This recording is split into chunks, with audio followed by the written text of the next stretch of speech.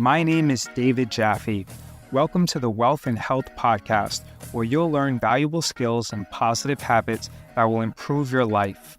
This podcast originally aired as a video on my YouTube channel at youtube.com/beststockstrategy. The Wealth and Health Podcast is brought to you by beststockstrategy.com. Covered Calls, A Devil's Bargain by Ben Felix. I saw this video previously and I thought that it was amazing, so I wanted to bring it to your attention. Because everything that Ben says here is accurate. If you sell covered calls, then long term, you will underperform the market, oftentimes by 5 or 6% every single year. Additionally, by selling covered calls, you're generating a tax event where you'll be charged the highest marginal tax rate as well. But let's go through this video because Ben Felix explains it very well. The idea that covered calls generate income is financial bullshit. These strategies are mechanically expected to underperform their underlying equity and increasingly so at higher targeted levels of distributions.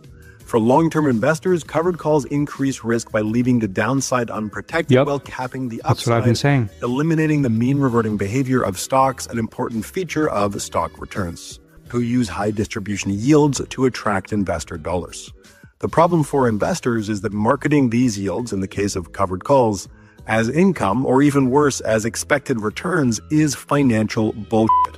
Selling a high distribution yield as an expected return ignores the fact that yields on covered call strategies are inversely related to their expected returns. Right. Selling a high distribution yield as an expected return ignores the fact that yields on covered call strategies they're probably inverse related to their expected returns. Higher yields mechanically mean lower expected total returns. Right. Total returns, to be clear, are what you need to buy groceries.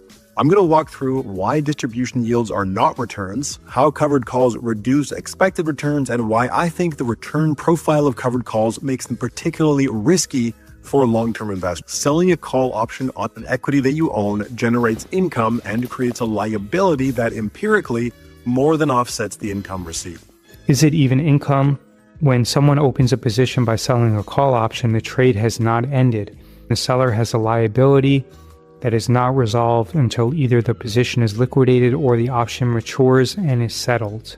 Putting a cap on upside returns. When you sell the call option, you receive an option premium. You're capping your upside. It feels like income and is packaged up and distributed by covered call funds as a cash distribution. But the fund now has this liability, the potential need to sell the underlying shares below their market value if the price rises above the strike price. This liability exists until the position is sold or the option expires. This is something that you could do by simply reducing your exposure to the stock directly. Right. That's exactly what I tell people. I say, hey, if you want income, quote unquote, and it's synthetic income, it's fake income, you can just sell off a few shares. There's no reason for you to sell a covered call, cap your upside, leave the downside exposure, while simultaneously leaving open that liability by possessing that short call. I'll come back to that with an example later. The problem is that the reduction in exposure to the equity risk premium is also asymmetric. You keep most of the downside while capping your upside at the strike price. This means that through any periods of market volatility, which are of course common in equity stocks, you're going to have all the downside risk. Most of the downside, but you do not participate in a large portion of the upside. Systematically missing out on stock market recoveries, which are common after major downturns, can be very expensive. I want to make sure it's really clear that the point about asymmetry is particularly important for long-term equity investors who have historically benefited from a little bit of mean reversion in stocks, making stocks a little bit less risky at long horizons than they would be if returns were completely random. In simple terms, after stocks have performed really poorly, they have a tendency to then go back up. We saw this in April 2025. We also saw this in March 2020. This is in contrast to bonds, which do not tend to have the same rebound effect after poor performance. Based on this, some research has suggested that the higher expected returns and mean reverting tendencies of stocks make them less risky than bonds for long-term investors, including long-term investors who need to live off of their investments. But here's the problem. Selling calls on your equity positions both lowers the expected returns and eliminates the mean reverting tendency of stocks by capping the upside return, while only slightly improving the downside by the amount of the option premium. Again, getting most of the downside with a limit on upside is not good. I would argue that it makes covered calls very risky for long-term investors who are concerned with funding their inflation-adjusted spending. Yeah, I agree. Lowers expected returns and transforms the shape of the distribution of returns into something much less favorable for long-term investors. One of the biggest problems I see for these funds is that their distribution yields are often much higher than their total expected return, with a 14% distribution yield, as if their distributions are perpetually sustainable. It even gives some people the idea that they should borrow money at, say, 5% to invest in covered call funds with a 14% distribution. Yeah, that would be very foolish. The combination of high distribution yields, lower expected returns, an uncapped downside. I looked for covered call ETFs with minimum 10-year histories. BMO has a few that launched in 2011. The BMO Covered Call Utilities ETF launched October 20th, 2011. It currently has a distribution yield of 7.37% compared to 3.43% for an ETF of the underlying equities. In periods where the underlying equities do not perform well, the covered call fund has been able to outperform, but these periods have tended to be brief and in the long run are far more than outweighed by the capped upside. Over the full history since inception, the covered call fund has trailed the underlying by an annualized 2.6 percentage points, and it has trailed the underlying in more than 70% of 3-year rolling periods with a 1-month step. Increasing the rolling window to 4 years results in the covered call fund trailing nearly 85% of the time.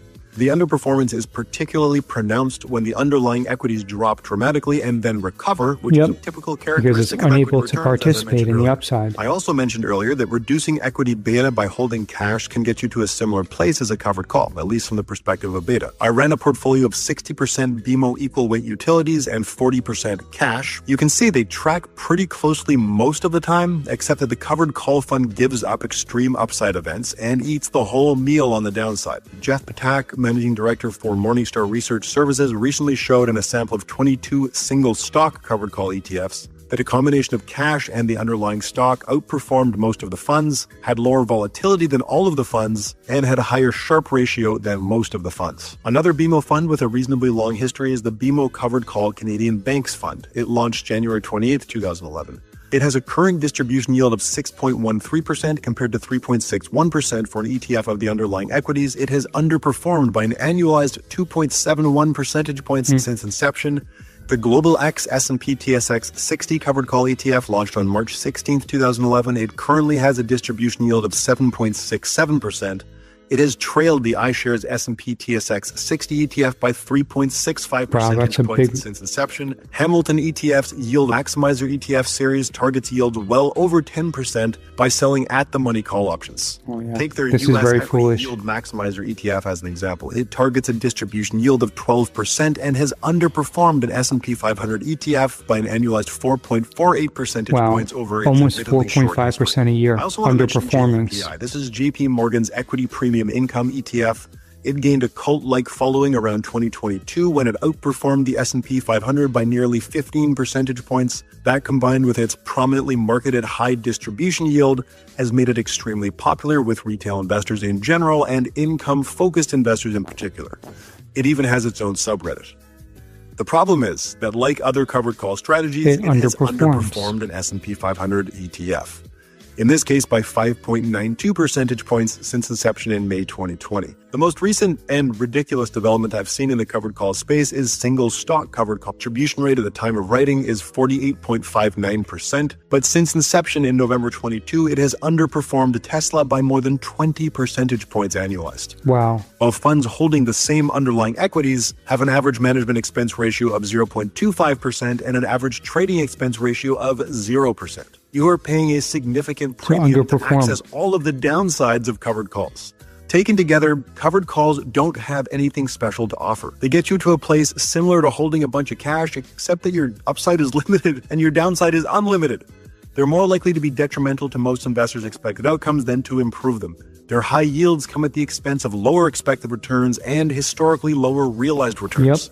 The volatility risk premium, which could theoretically help covered calls recoup their lower expected returns, has not been anywhere near sufficient to offset the reduction in expected returns since around 2011. All of these downsides show up very clearly in the terrible long-term performance of covered call strategies when measured properly by their total returns. So yeah, Ben Felix hit a home run and knocked it out of the park. Let me know your thoughts below and leave a comment. I don't understand why people would pay money so that they're virtually guaranteed to underperform the market. But if you disagree, let me know. Leave a comment below. Visit beststockstrategy.com and submit your email address to receive valuable free training. Please give this podcast a positive rating and review. If you have any questions, visit beststockstrategy.com and send me a message.